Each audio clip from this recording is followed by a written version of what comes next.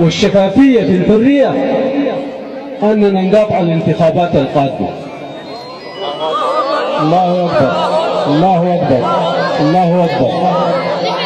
نقاطع الانتخابات القادمة جملة وتفصيلا من الرئيس البشير لآخر دائرة صغيرة.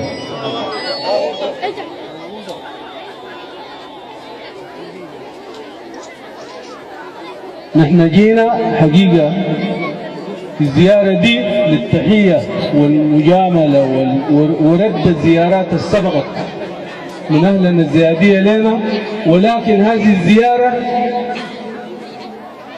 من حيث العمومية بتشمل أهلنا في ماليط كلهم، ومن حيث الخصوصية فعلا خصينا بها أهلنا الزيادية. ولكن بابنا مفتوح وباب أهلنا الزيادية مفتوح لكل من يريد أن يتفاعل.